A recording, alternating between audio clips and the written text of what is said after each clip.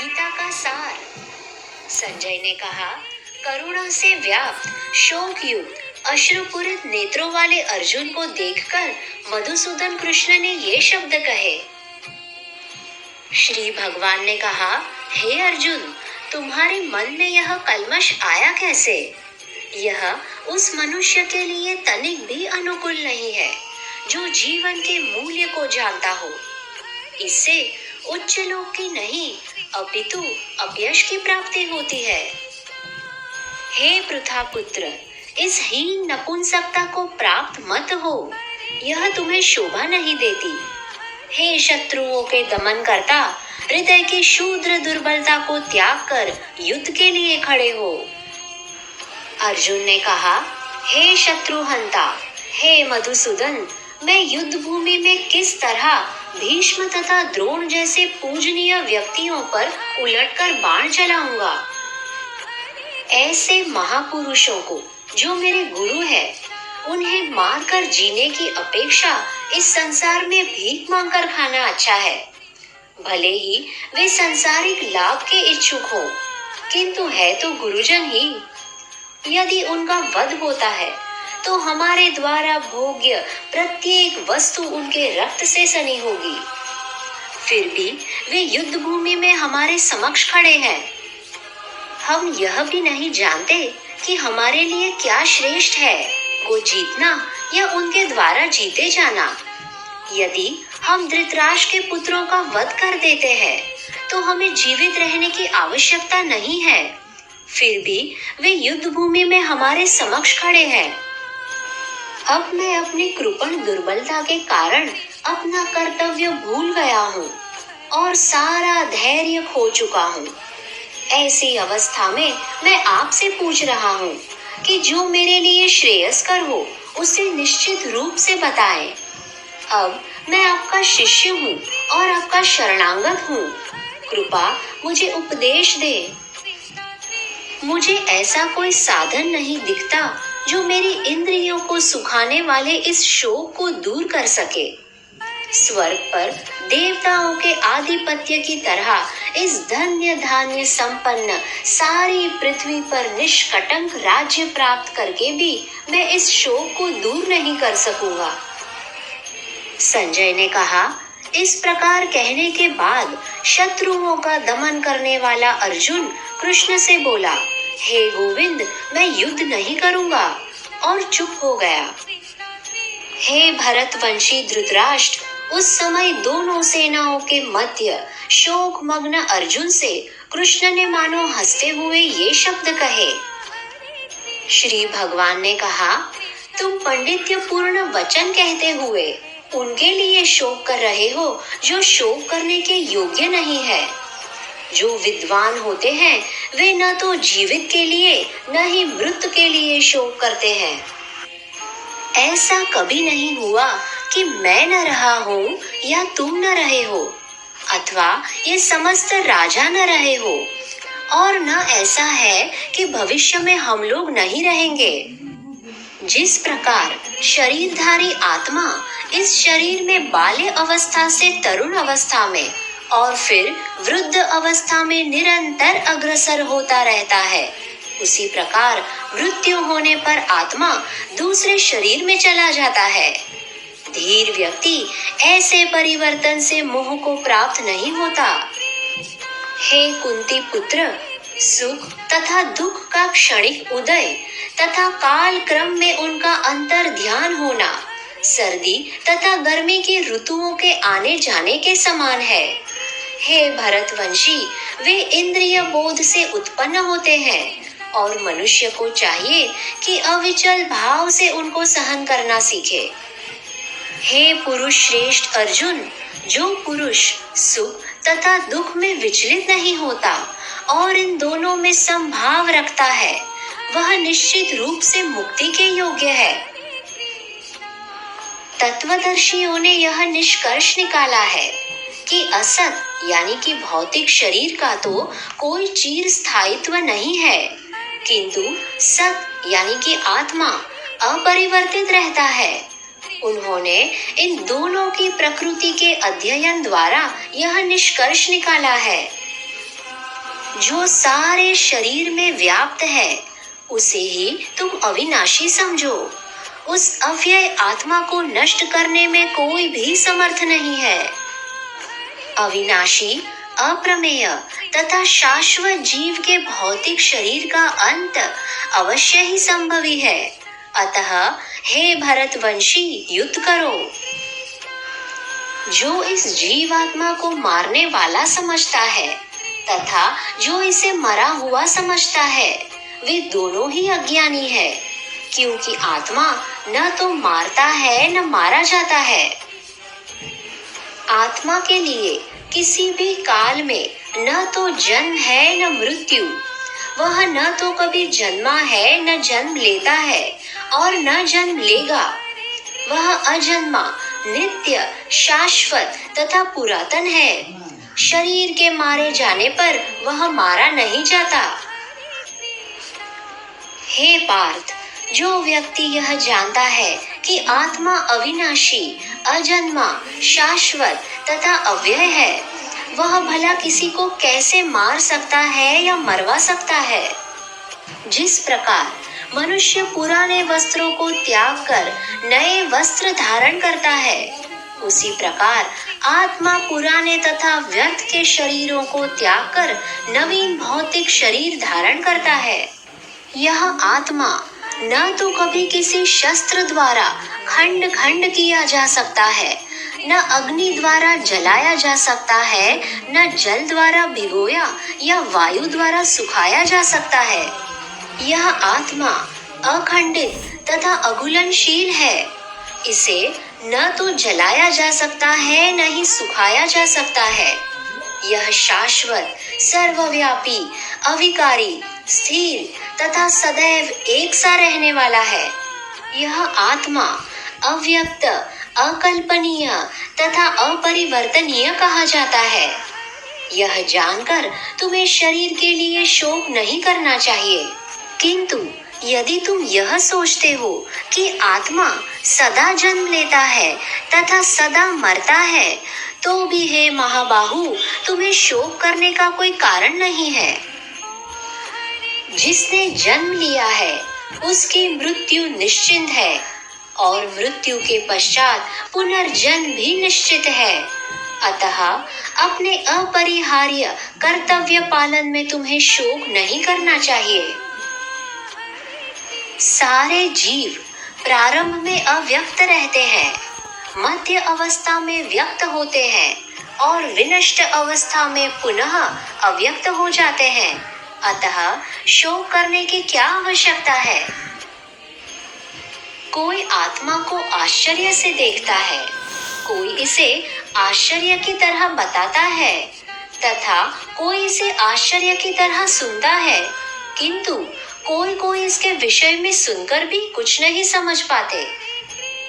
हे भरतवंशी, शरीर में रहने वाले देह का कभी वध नहीं किया जा सकता। अतः तुम्हें किसी भी जीव के लिए शोक करने की आवश्यकता नहीं है। क्षत्रिय होने के नाते अपने विशिष्ट धर्म का विचार करते हुए तुम्हें जानना चाहिए कि धर्म के लिए युद्ध करने से बढ़कर तुम्हारे लिए अन्य कोई कार्य नहीं है। अतः तुम्हें संकोच करने की कोई आवश्यकता नहीं है। हे पार्थ, वे क्षत्रिय सुखी है जिन्हें ऐसे युद्ध के अवसर अपने आप प्राप्त होते हैं, जिससे उनके स्वर्गलोक के द्वार खुल जाते हैं। किंतु यदि तुम युद्ध करने के स्वधर्म को संपन्न नहीं करते, तो तुम्हें निश्चित रूप से अपने कर्तव्य की उपेक्षा करने का पाप लगेगा और तुम योद्धा के रूप में अपना यश खो दोगे। लोग सदैव तुम्हारे अपयश का वर्णन करेंगे और सम्मानित व्यक्ति के लिए अपयश तो मृत्यु से भी बढ़कर है। जिन जिन महान योद्धाओं ने तुम्हारे नाम तथा यश को सम्मान दिया है, वे सोचेंगे कि तुमने डर के मारे युद्ध भूमि छोड़ दी है और इस तरह वे तुम्हें तुच्छ मानेंगे। तुम्हारे शत्रु अनेक प्रकार के कटु शब्दों से तुम्हारा वर्णन करेंगे और तुम्हारे सामर्थ्य का उपहास करेंगे। तुम्हारे लिए इससे दुखदाई और क्या हो सकता है? हे कुंती पुत्र, तुम यदि युद्ध में मारे जाओगे तो स्वर्ग प्राप्त करोगे, और यदि तुम जीत जाओगे तो पृथ्वी के साम्राज्य का भोग करोगे। अतः दृढ़ संकल्प करके खड़े हो और युद्ध करो। तुम सुख या दुख, हानि या लाभ, विजय या पराजय का विचार किए बिना युद्ध के लिए युद्ध करो। ऐसा करने पर तुम्हें कोई पाप नहीं लगेगा। यहाँ मैंने वैश्यलेशिक अध्ययन द्वारा इस ज्ञान का वर्णन किया है। अब निष्काम भाव से कर्म करना बता रहा हूँ, उसे सुनो। हे पृथा पुत्र, तुम यदि ऐसे ज्ञान से कर्म करोगे तो तुम्हें कर्मों के बंधन से अपने को मुक्त कर सकते हो। इस प्रयास में न हानि है, अपितु इस पथ पर की गई अल्प प्रगति भी महान भय से रक्षा कर सकती है। जो इस मार्ग पर चलते हैं वे प्रयोजन में दृढ़ है और उनके लक्ष्य भी एक होते हैं। हे कुरुनंदन, जो दृढ़ प्रतिज्ञ नहीं है उनकी बुद्धि अनेक शाखाओं में विभक्त रहती है। अल्पज्ञानी मनुष्य वेदों के उन अलंकारिक शब्दों के प्रति अत्यधिक आसक्त रहते हैं जो स्वर्ग की प्राप्ति, अच्छे जन, शक्ति इत्यादि के लिए विविध सकाम कर्म करने की संस्तुति करते हैं। इंद्रिय तृप्ति तथा ऐश्वर्यमय जीवन की अभिलाषा के कारण वे कहते हैं कि इससे बढ़कर और कुछ नहीं है।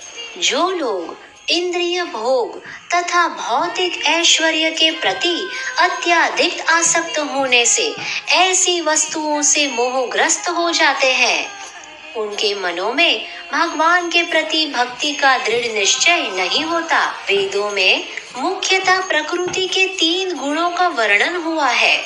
हे अर्जुन, इन तीनों गुणों से ऊपर उठो। समस्त द्वैतों और लाभ तथा सुरक्षा की सारी चिंताओं से मुक्त होकर आत्मपरायण बनो। एक छोटे से कूप का सारा कार्य एक विशाल जलाशय से तुरंत पूरा हो जाता है। इसी प्रकार वेदों के आंतरिक तात्पर्य जाने वाले को उनके सारे प्रयोजन सिद्ध हो जाते हैं। तुम्हें अपना कर्म यानी कर्तव्य करने का अधिकार है, किंतु कर्म के फलों के तुम अधिकारी नहीं हो। तुम न तो कभी अपने आप को अपने कर्म के फलों का कारण मानो, न ही कर्म न करने में कभी आसक्त हो। हे अर्जुन, जय अथवा पराजय की समस्त आसक्ति त्याग कर समभाव से अपना कर्म करो। ऐसी समता योग कहलाती है। हे धनंजय, भक्ति के द्वारा समस्त गर्हित कर्मों से दूर रहो और उसी भाव से भगवान की शरण ग्रहण करो। जो व्यक्ति अपने सकाम कर्म फलों को भोगना चाहते हैं वे कृपण है। भक्ति में संलग्न मनुष्य इस जीवन में ही अच्छे तथा बुरे कार्यों से अपने को मुक्त कर लेता है। अतः योग के लिए प्रयत्न करो, क्योंकि सारा कार्य कौशल यही है। इस तरह भगवत भक्ति में लगे रहकर बड़े बड़े ऋषि मुनि अथवा भक्तगण अपने आप को इस भौतिक संसार में कर्म के फलों से मुक्त कर लेते हैं। इस प्रकार वे जन्म मृत्यु के चक्कर से छूट जाते हैं और भगवान के पास जाकर उस अवस्था को प्राप्त करते हैं जो समस्त दुखों से परे है। जब तुम्हारी बुद्धि मोह रूपी सघन वन को पार कर जाएगी तो तुम सुने हुए अथवा सुनने योग्य सबके प्रति अन्य मनसक हो जाओगे।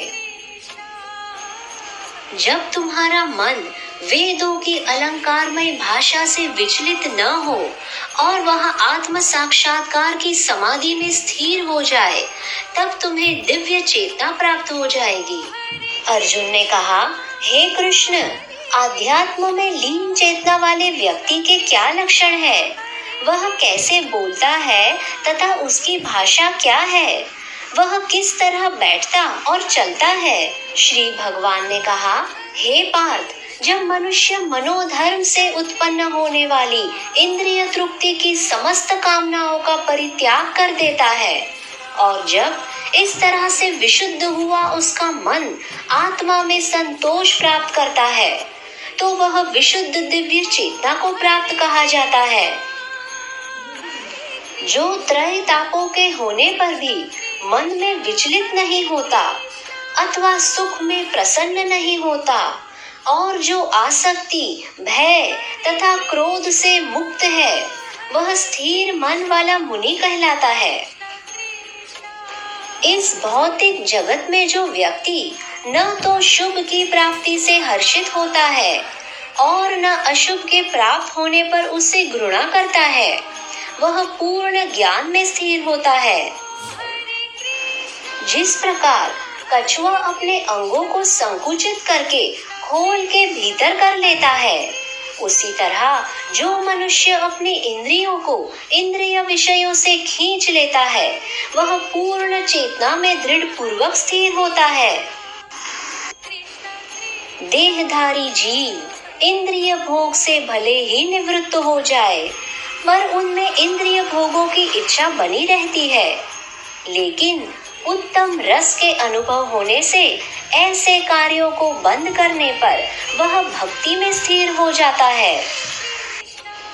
हे अर्जुन, इंद्रियां इतनी प्रबल तथा वेगवान है कि उस विवेकी पुरुष के मन को भी बलपूर्वक हर लेती है जो उन्हें वश में करने का प्रयत्न करता है। जो इंद्रियों को पूर्णतः वश में रखते हुए इंद्रिय संयम करता है और अपनी चेतना को मुझ में स्थिर कर देता है वह मनुष्य स्थिर बुद्धि कहलाता है। इंद्रिय विषयों का चिंतन करते हुए मनुष्य की उनमें आसक्ति उत्पन्न हो जाती है और ऐसी आसक्ति से काम उत्पन्न होता है और फिर काम से क्रोध प्रकट होता है। क्रोध से पूर्ण मोह उत्पन्न होता है और मोह से स्मरण शक्ति का विभ्रम हो जाता है। जब स्मरण शक्ति भ्रमित हो जाती है तो बुद्धि नष्ट हो जाती है और बुद्धि नष्ट होने पर मनुष्य पुनः भवकूप में गिर जाता है। किंतु समस्त राग तथा द्वेष से मुक्त एवं अपनी इंद्रियों को संयम द्वारा वश में करने में समर्थ व्यक्ति भगवान की पूर्ण कृपा प्राप्त कर सकता है। इस प्रकार से कृष्ण भावना अमृत में तुष्ट व्यक्ति के लिए संसार के तीनों ताप नष्ट हो जाते हैं और ऐसी तुष्ट चेतना होने पर उसकी बुद्धि शीघ्र ही स्थिर हो जाती है। जो कृष्ण भावना अमृत में परमेश्वर से संबंधित नहीं है उसकी न तो बुद्धि दिव्य होती है और न ही मन स्थिर होता है, जिसके बिना शांति की कोई संभावना नहीं है। शांति के बिना सुख हो भी कैसे सकता है। जिस प्रकार पानी में तैरती नाव को प्रचंड वायु बहा कर ले जाती है उसी प्रकार विचरणशील इंद्रियों में से कोई एक जिस पर मन निरंतर लगा रहता है मनुष्य की बुद्धि को हर लेती है। अतः हे महाबाहु, जिस पुरुष की इंद्रियां अपने अपने विषयों से सब प्रकार से विरत होकर उसके वश में है उसी की बुद्धि निस्संदेह स्थिर है। जो सब जीवों के लिए रात्रि है वह आत्म संयमी के जागने का समय है और जो समस्त जीवों के जागने का समय है वह आत्मनिरीक्षित मुनि के लिए रात्रि है। जो पुरुष समुद्र में निरंतर प्रवेश करती रहने वाली नदियों के समान इच्छाओं के निरंतर प्रवाह से विचलित नहीं होता और जो सदैव स्थिर रहता है वही शांति प्राप्त कर सकता है, वह नहीं जो ऐसी इच्छाओं को तुष्ट करने की चेष्टा करता हो। जिस व्यक्ति ने इंद्रिय तृप्ति की समस्त इच्छाओं का परित्याग कर दिया है, जो इच्छाओं से रहित रहता है और जिसने सारी ममता त्याग दी है तथा अहंकार से रहित है, वही वास्तविक शांति को प्राप्त कर सकता है। यह आध्यात्मिक तथा ईश्वरीय जीवन का पथ है। जिसे प्राप्त करके मनुष्य मोहित नहीं होता। यदि कोई जीवन के अंतिम समय में भी इस तरह से स्थित हो तो वह भगवत धाम में प्रवेश कर सकता है। इस प्रकार श्रीमद् भगवद गीता के द्वितीय अध्याय गीता का सार का भक्ति वेदांत तात्पर्य पूर्ण हुआ।